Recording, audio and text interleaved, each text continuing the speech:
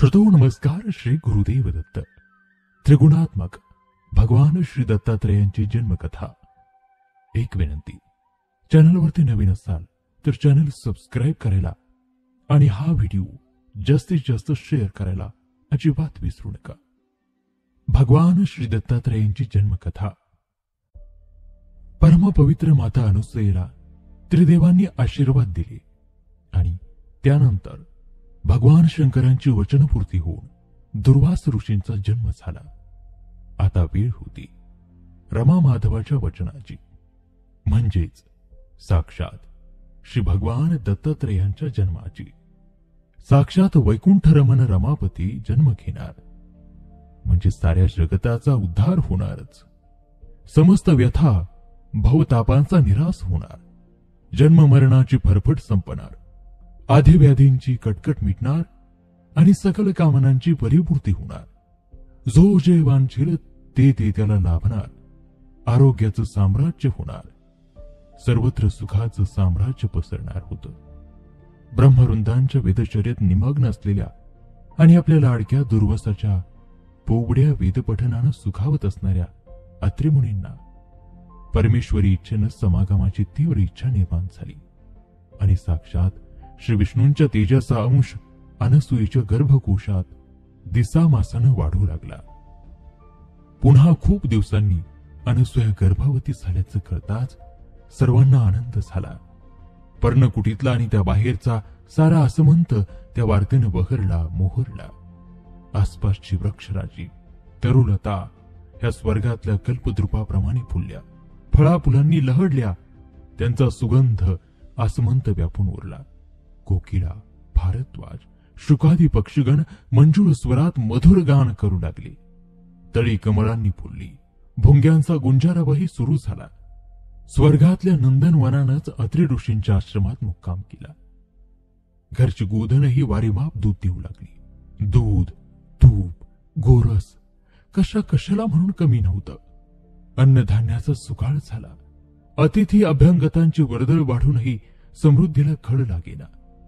खडकाळ असलेल्या प्रदेशातूनही जुळजुळ अमृताचे झरे वाहू लागले. वांझ असलेल्या गर्भिणी झाल्या. जो जी इच्छा करील ती इच्छा तात्काळ फलद्रूप होऊ लागली. अत्रिमुनींनाही हे सारं पाहून आश्चर्य वाटलं. दुर्वासांचे बोबडे वेदपठन ऐकून बहिरेही ऐकू येण्याची शक्ती मिळवू लागले. पांगळे चालू लागले. आंधळे डोळस झाले. अज्ञानी ज्ञानी झाले. ज्ञान्यांना ब्रह्मज्ञानाची प्राप्ती झाली.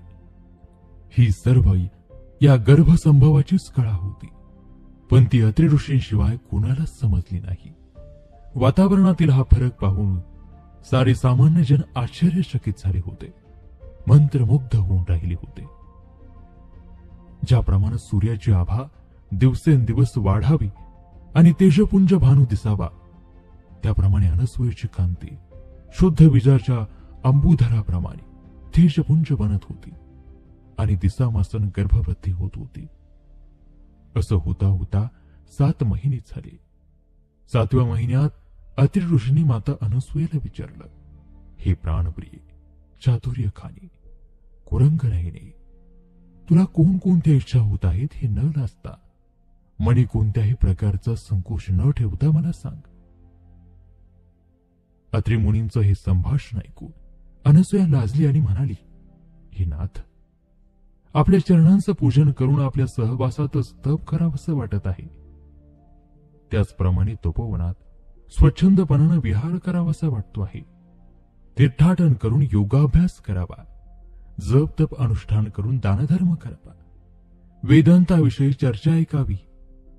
पण रिद्धी सिद्धींना आपल्या दासी करून अवघ्या भूतमात्रांवर दया करावी. उदंड भाग्याचे त्यांना धनी करावे.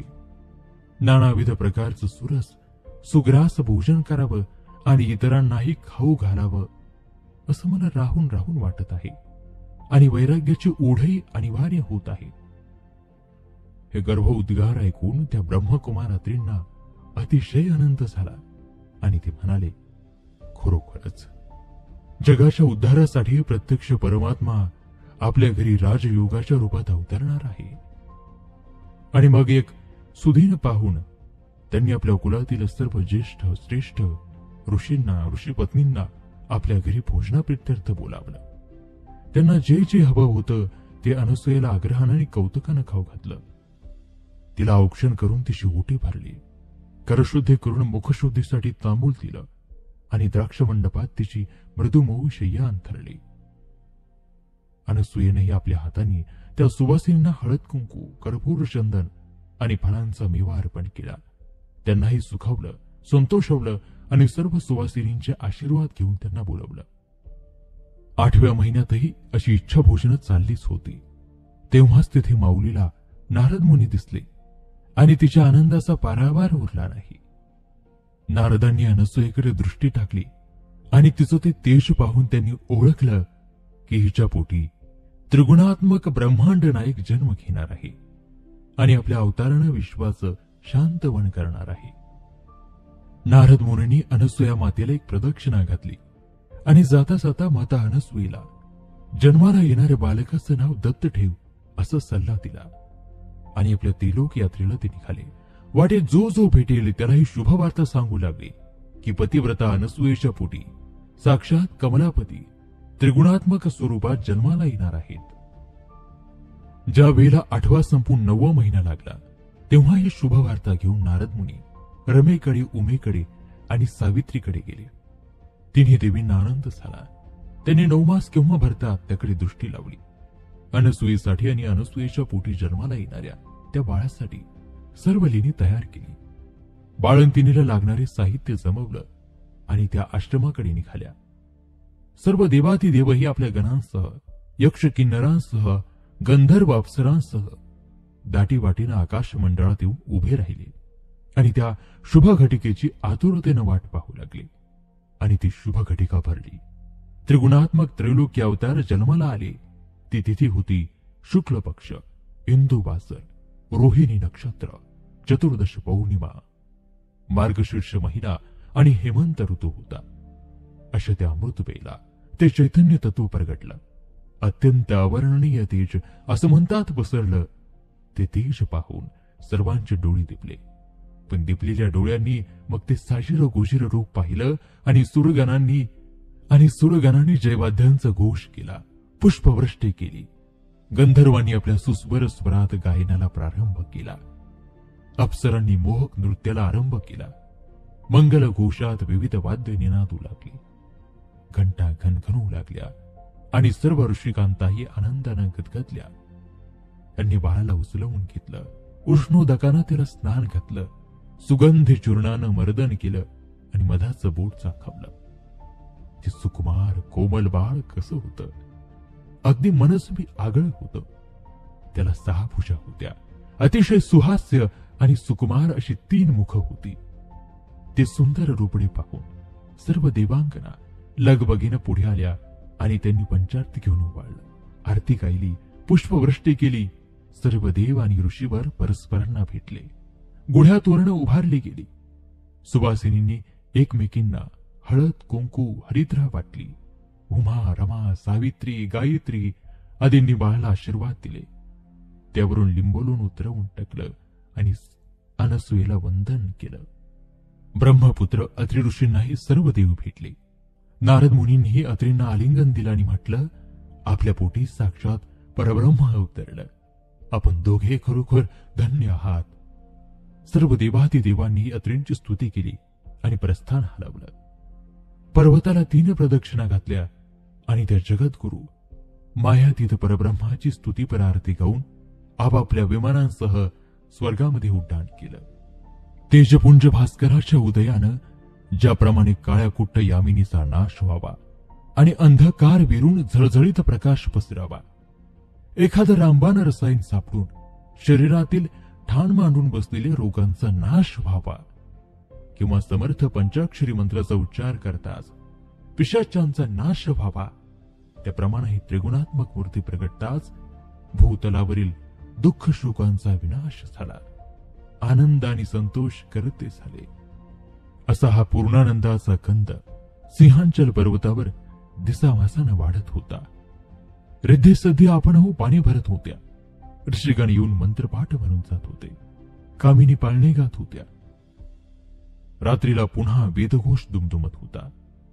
अशा रीतीने 5वीची पूजा पार पडली. 10 दिवस सुबेराचे संपले. शुद्ध स्नान करून 11व्या दिवशी अत्रि मुनींनी सर्व ऋषीगणांसह आपल्या बाळाचं मुख प्रक्षालन केलं आणि त्याला मध साठवला आणि त्या बालकाच्या दर्शनानं त्यांचं मन आनंदानं भरून गेलं. 12व्या दिवशी 12 बळींची पूजा करून सर्व प्रजेला आमंत्रण देऊन नामकरण सोहळा सुरू झाला. सहस्र ब्राह्मणांची षोडशोपचारी पूजा करून त्यांना गंधाक्षता वाहून आसन देऊन त्यांचा सत्कार केला. त्यांना सुवासिक फुलांच्या माला अर्पण केल्या, धूपदीप अर्पण केले आणि संकल्प सोडून पंचपक्वानांचं भोजन त्यांना दिलं.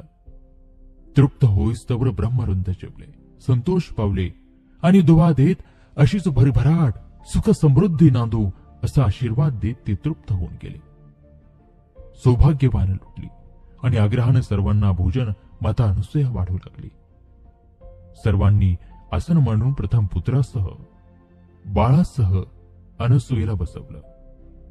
तिला औक्षण केलं, तिची ओटी भरली आणि तिला नवीन वस्त्र नेसवली. बाळालाही बाळ लेणी अंगठी अर्पण केली आणि त्याचा पाळणा सजवायला सुरुवात केली. विविध प्रकारच्या रंगीत मण्यांनी आणि झिरमिरांनी चिमणाळी बनवली. सुरेख चांदवे शिवली, चांदण्या डकवल्या आणि मृदुमयी शय्या तयार केली. सुगंधी पुष्पमालांनी पाळण्याला बाहेरील भाग सजवला आणि शुभघटिकेची सर्व आतुरतेने वाट पाहू लागली. या नामकरणाच्या दिवशी आकाशात देवाधिदेवांनी दाटी केली होती. उमा, रमा, सावित्री आणि गायत्री आपापल्या सोबत दिव्य अशा बाळ लेण्यांनी आणि सौभाग्य लेण्यांची भेट घेऊन आलेल्या होत्या.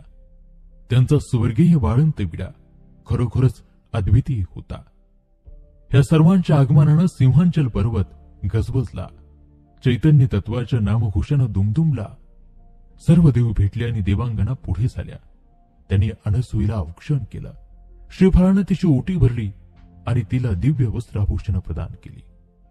श्रीफळानं तिची ओटी भरली, तिला दिव्य वस्त्र आभूषण प्रदान केली. अक्षय सौभाग्य कांकन दिली आणि तिचे चरण कमल पुजले.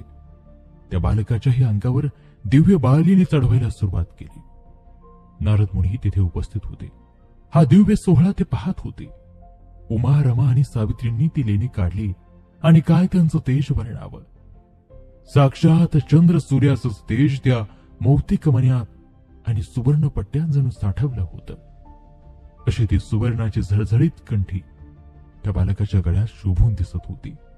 हातात बिंदल्या घातल्या, सलकडी होती, दंडात बाजूबंद, कमरेत साखळ्या, पायात पैंजण, घुंगरवाळे, गळ्यात वाघणक आणि कपाळावर बिंदी आणि हातापायात आणि गळ्यात बारीक नाजूक दुष्टमनींची दुडी. असं ते त्रिगुणी बाळ शोभून दिसत होतं. आणि हेच ती सर्वोत्तम वेळ. सर्व ऋषीद्विजांनी म्हणताच रमेने उचलून त्या बालकाला पाळण्यात घातलं. पाळण्याचा दोर आपल्या हाती घेतला. उमेने गाणं म्हणायला सुरुवात केली आणि गायत्री, सरस्वती, सावित्री, अहिल्या यांनी तिला साथ दिली. गायत्रीने विचारलं, माता अनसूये, लवकर सांग, याचं नाव काय ठेवायचं? अनसूयेनं काही सांगायच्या आत चतुर उमेने काही एक विचार केला आणि म्हटलं, याचा पिता अत्रेय. हे बाळ जन्माला आलं ते गुणत्रय आणि सुहास्य नेत्रवदन, म्हणून याचं नाव आपण ठेवावं दत्तात्रय. अनसूयेला हे नाव ऐकताच अतिशय आनंद झाला, कारण तिच्या मनीचं जे कुज होतं तीच नेमकं ओळखून हिमनग बाळी उमेनं आपल्या ओठी आणलं होतं. म्हणून तिनं उमेला धन्यवाद दिले, तिच्या चातुर्याचं कौतुक केलं आणि पाळणा म्हणायला सुरुवात केली. जो जो रे अवधूता, अत्रि अनसूया सूता, निद्रा करी सखया, हे सृष्टी उद्भवत्या त्रिगुण रूपा, अविनाशी रूपात तू प्रकटलास. मनोहर मानस रंगा, आता गाढ निद्रा घे, असं म्हणून उमेने पाळणा संपवला आणि त्रिगुणी बालकाचं नाव दत्तात्रय ठेवलं. त्यानंतर मग सर्वांनी सुंठ वडा घेऊन, घोगऱ्या खाऊन आणि साखर खिरापती घेऊन आनंद व्यक्त केला. आणि श्रोतहो, याचबरोबर श्री नारद पुराण संमत ही श्री दत्त जन्म कथा या ठिकाणी समाप्त होत आहे. आशा आहे श्री दत्तांची जन्मकथा आपल्याला नक्कीच आवडली असेल. हा व्हिडिओ जास्तीत जास्त शेअर करायला विसरू नका. श्रोतो नमस्कार. श्री गुरुदेव दत्त.